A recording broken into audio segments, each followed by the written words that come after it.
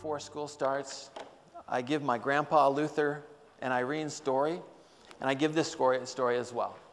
It is our battle cry. So we might have a vision, and we might have a mission, but it's got to be plastered throughout the school, and it has to sink deep inside of the hearts and souls of your teachers, of your people. So you know the story of Alexander the Great and King Darius, right? We all know that story. So at the beginning of the year, I tell a story of King Darius and Alexander the Great.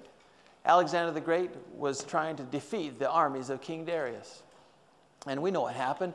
Alexander the Great had about how many? 50,000 soldiers. King Darius had how many? 1 million. So there was a huge disadvantage on Alexander the Great. And his people started to get a little bit fearful. So he says, look, all of my leaders, we're going to meet in the general's tent, and that's where we're going to talk. So he had his leaders meet in the general's tent, and he said, look, here's what we're going to do. As soon as I raise my banner, everyone is going to yell a great cry. We're all going to yell, kill Darius. Kill Darius. There's nobody named Darius in here, is there? Because I'd change the name if there was. Kill Darius. Kill Darius. And as soon as I start, who started? Alexander the Great started. As soon as I take off, everybody's going to follow me in line like a dagger, and we're going to go right through the middle, and we're going to hunt Darius down. I don't want you to fight anybody else. Don't pay attention to anybody else. We're going to go right through, and we're going to find Darius, and we're going to kill Darius. And that was their battle cry.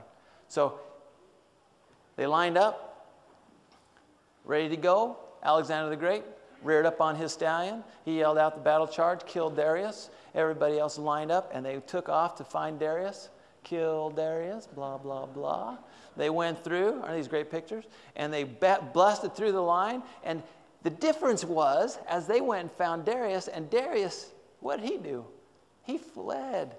And they won the battle with very little casualty because they were so focused. They were single-hearted. And one of the differences between, and I say this to my charter school teachers, one of the differences between you and the rest of our educational community is the difference between Alexander's soldiers and Darius's soldiers. Darius went and found mercenaries. He had paid soldiers. They were there only for the money.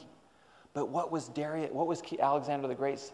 They were there for a mission, for a moral purpose as defined by them. And that is why they won it.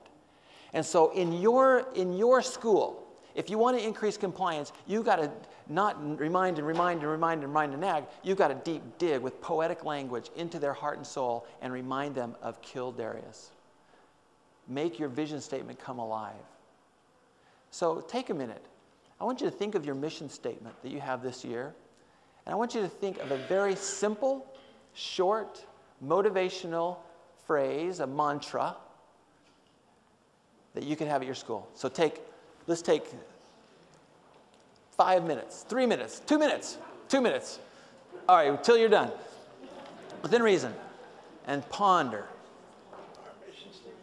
Well, what's some of your battle cries? What's some of your kill Dariuses out there? Go ahead. Oh, I'm sorry. Believe and achieve.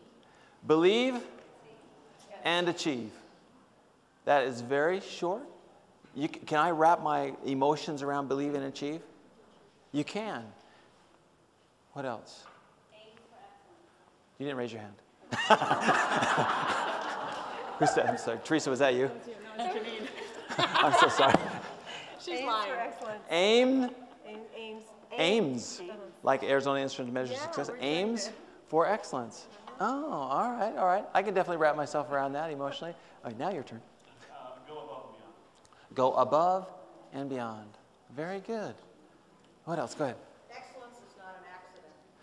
Oh, I like that. Excellence is not an accident. Excellence is not an accident. Go ahead. Everything counts. Oh, there are 2 words. Everything counts. Does this count?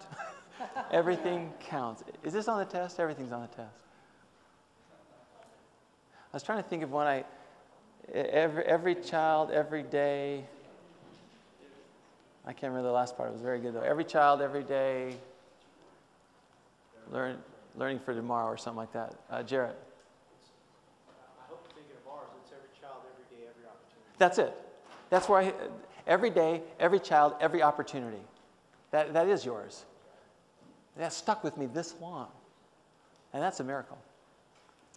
So now tell me this. So we have our battle cry. What would happen, or what do you do with your battle cry? What do you do with this thing? What do you do with it? Put it on T-shirts. Put it on T-shirts? What else? Say it again? On the announcements every day, so they're hearing it every day through the announcements. Where else? Go ahead. Post it in your classrooms?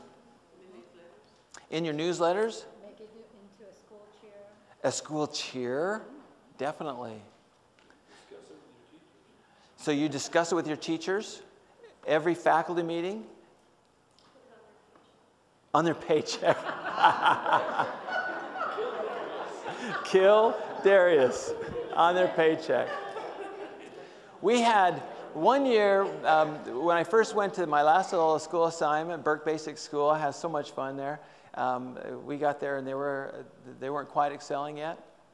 So we determined that we had 3 years to make it. That was our goal, to become an excelling school. And so our first year, our battle cry was 85-30-09.